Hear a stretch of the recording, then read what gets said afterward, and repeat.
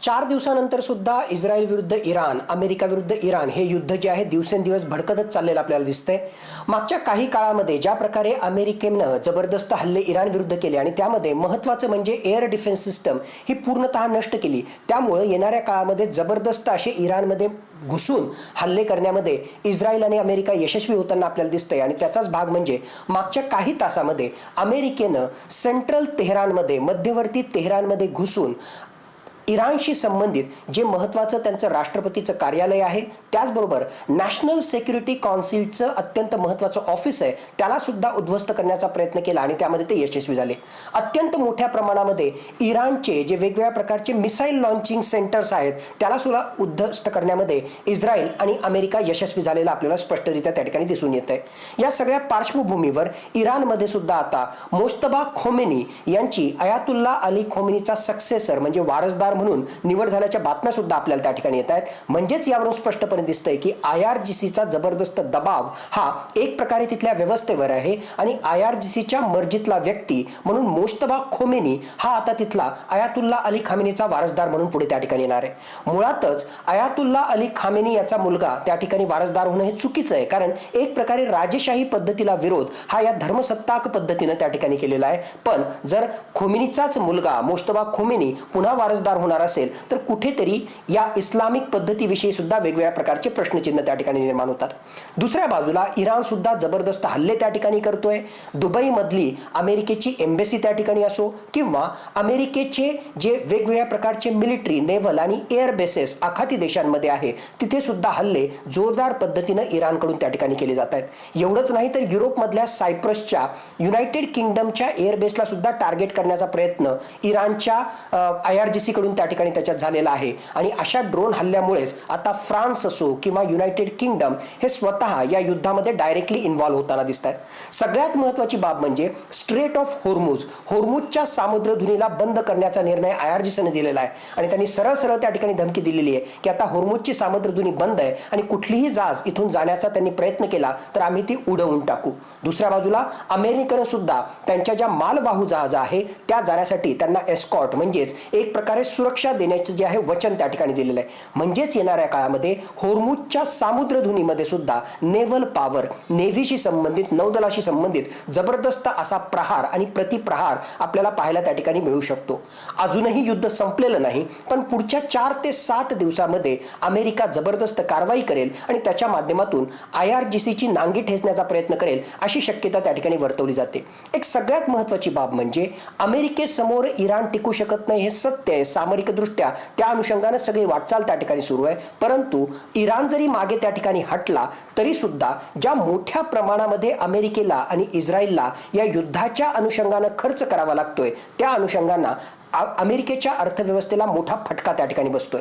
America आणि Israel यांचा एकत्रित खर्च जर पाहिला तर तो 50,000 कोटींहून सुद्धा जास्त झालेला आहे अशा प्रकारचे अंदाज त्या ठिकाणी बांधले जात आहेत। आणि जर एवढ्या मोठ्या प्रमाणामध्ये 2 एअरक्राफ्ट कॅरियर असतील, लढाऊ विमानं असतील, त्याचबरोबर वेगवेगळ्या प्रकारचे सोल्जर्स जर या ऑपरेशनमध्ये अमेरिकेनं इन्व्हॉल्व त्या ठिकाणी केले असतील तर त्याचा भूर्दंड हा अमेरिकन अर्थव्यवस्थेवर पडतो। पीछे हटेगा नहीं अशा प्रकारची भूमिका इराणची त्या ठिकाणी आहे आणि त्याचबरोबर झुकेगा नाही आणि आम्ही लढत त्या ठिकाणी देत राहू, रिव्हेंज वॉर हा एक प्रकारे बदला घेण्याचं युद्ध आहे अशा अनुषंगानेच ही सगळी त्या ठिकाणची त्यांची कारवाई चालू असल्यामुळे येणाऱ्या काळामध्ये इराणचं जरी त्या ठिकाणी नुकसान होणार असलं तरी सुद्धा खूप मोठ्या प्रमाणामध्ये अमेरिका आणि इस्रायलला सुद्धा त्याचं नुकसान त्या ठिकाणी सहन करावं लागतंय आणि याचंच प्रत्यंतर दिवसेंदिवस वाढणाऱ्या या युद्धामध्ये त्या ठिकाणी दिसतंय। याचे विपरीत परिणाम संपूर्ण जगाच्या अर्थव्यवस्थेवर होत आहेत। तेलाच्या किमती वाढलेल्या आहेत। एवढंच नाही तर युरोपमध्ये नॅचरल गॅस म्हणजे नैसर्गिक वायूची किंमत सुद्धा 20% सुद्धा जास्त वाढलेली आहे। एकूणच युद्ध आणखीन चिघळत चाललेलं आहे। या युद्धाची व्याप्ती वाढतीये। ऑलरेडी हे क्षेत्रीय युद्ध झालेलं आहे आणि लवकरात लवकर हे युद्ध संपलं नाही, भारतानं एक महत्त्वपूर्ण बॅक चॅनल डिप्लोमसीच्या माध्यमातून मध्यस्थीची भूमिका घेतली नाही तर जगाच्या अर्थव्यवस्थेवर आणि भारताच्या अर्थव्यवस्थेवर सुद्धा खूप मोठे विपरीत परिणाम होऊ शकतात। ज्या पद्धतीने दोन्ही देश एकमेकांना इशारा देतात, आक्रमक होतात, भारताशिवाय अजून कोण यात हस्तक्षेप करू शकतो? मुळातच जागतिक अर्थव्यवस्थेवर पडणारा विपरीत परिणाम या अनुषंगानं या युद्धाकडे सगळेच देश त्या ठिकाणी पाहत आहेत। अरब राष्ट्र जी सुरुवातीला एक प्रकारे तटस्थ होती त्यांच्यावरच आता हल्ला झाल्यामुळे खरं म्हटलं तर अरब राष्ट्रांचं सुद्धा या ठिकाणी नुकसान होतं। म्हणून बॅक चॅनल डिप्लोमसीच्या माध्यमातून अमेरिकेशी चर्चेच्या माध्यमातून आणि दुसऱ्या बाजूला बॅक चॅनल डिप्लोमसीच्या माध्यमातून इराणशी सुद्धा चर्चेच्या माध्यमातून हा संघर्ष निवळणं हे अरब राष्ट्रांसाठी सुद्धा फायद्याचं आहे। मग भारताच्या सोबतीला अरब राष्ट्र त्या ठिकाणी येऊ शकतात आणि त्याहून महत्त्वाचं जी कोणी अपेक्षाही त्या ठिकाणी केली असेल की तसं जर पाहिलं तर चायना आणि भारत हे आंतरराष्ट्रीय पटलावर बऱ्याच ठिकाणी एकमेकांच्या विरोधाच्या भूमिकेत असतात, परंतु स्ट्रेट ऑफ होर्मुझ बंद असल्यामुळे आणि पश्चिम आशियामध्ये अशांतता असल्यामुळे फार मोठा फटका भारताच्या ऊर्जा सुरक्षिततेला बसतोय। त्याचबरोबर चायनामध्ये सुद्धा खूप मोठ्या प्रमाणामध्ये याच जलवाहतुकीच्या मार्गामधून ऑइल सप्लाय म्हणजेच या पेट्रोलियम पदार्थांचा सप्लाय होत असतो।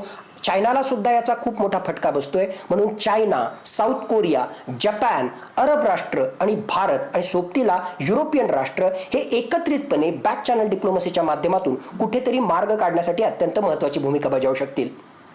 सर दुसरा प्रश्न म्हणजे IABचा अहवाल आला त्यानंतर रोहित पवारांनी आज पत्रकार परिषद घेतली, त्याने जे ते काही त्या अहवालात त्रुटी दाखवल्या, तिथं झाड नव्हतं, झुडूप नव्हतं असं सुद्धा मानले। तुम्ही सुद्धा त्या अहवालाचा अभ्यास केला, काय त्रुटी? AAIBचा अहवाल 30 दिवसाच्या आत येणं अपेक्षित होतं आणि त्याच्यानुसार प्राथमिक अहवाल समोर त्या ठिकाणी आलेला आहे। आणि मागच्या काही दिवसापासून रोहित पवार हे मुळातच वेगवेगळ्या प्रकारच्या त्रुटी, वेगवेगळ्या प्रकारच्या चुका आणि एकूणच DGCA आणि VSR कंपनी आणि याच्या सोबतीलाच कॉम्प्रोमाइज्ड टॉयलेटशी संबंधित थेअरी ही समोर त्या ठिकाणी आणतायत आणि त्याच्याचमुळं वेगवेगळ्या प्रकारचे प्रूफ देऊन कशा प्रकारे या ठिकाणी घातपात आहे याविषयी प्रश्नचिन्ह निर्माण करतायत।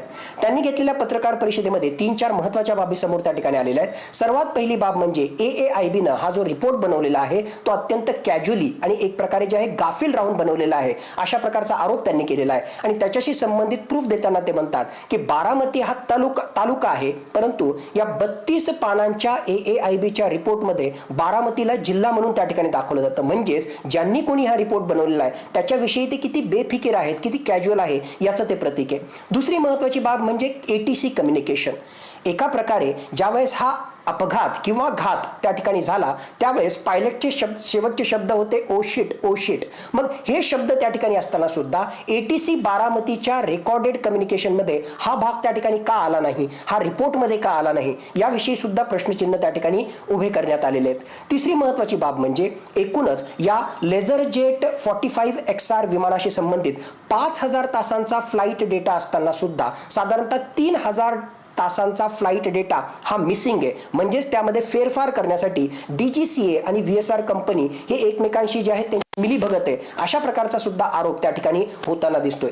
एक गोष्ट मात्र नक्की की या प्राथमिक अहवालामध्ये वेगवेगळ्या बाबी त्याच्यात आलेल्या आहेत, पण कुठेही VSR कंपनीशी संबंधित या विमानाशी संबंधित ज्या त्रुटी, चुका किंवा कमतरता राहिल्या होत्या त्याविषयी एक शब्द सुद्धा या 32 पानांच्या अहवालामध्ये आपल्याला स्पष्टपणे त्या ठिकाणी दिसत नाही। नक्कीच VSR कंपनीच्या या लिअरजेट 45 XR कंपनीच्या या विमानामध्ये बऱ्याच काही त्रुटी होत्या, कमतरता होत्या आणि वेगवेगळ्या प्रकारचे प्रश्नही त्या ठिकाणी जे रेस केले होते की जर 3-4 स्फोट या ठिकाणी झाले असतील तर कुठेतरी ॲडिशनल ATF एव्हिएशन टर्बाइन फ्युएलशी संबंधित काही कॅन त्या ठिकाणी होते का, नियमाला बगल देऊन अशा प्रकारे जे आहे एक्स्ट्रा हे सगळं फ्युएल त्या ठिकाणी स्टोअर करून ठेवलं होतं का, आणि इतरही या विमानाशी बाबतीत VSRशी संबंधित जे वेगवेगळ्या प्रकारचे प्रश्न त्या ठिकाणी रेस केले होते। एवढंच नाही, 7 वाजता हे विमान उड्डाण करणं अपेक्षित असताना 8:15 वाजता किंवा ऑलमोस्ट 1 ते सव्वा तासानंतर जर या विमानाचं उड्डाण होत असेल तर यामागचं कारण काय होतं, शेवटच्या काही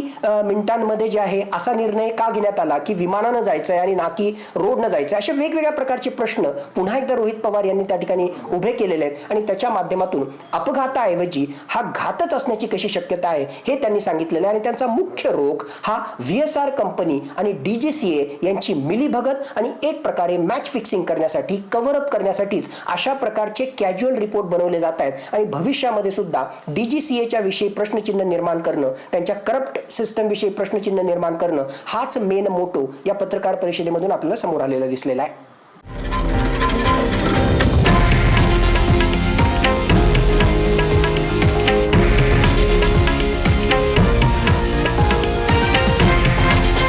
हे आहे देशातील नंबर 1 न्यूज नेटवर्क आणि आपण पाहत आहात TV9 मराठी, एकमेव।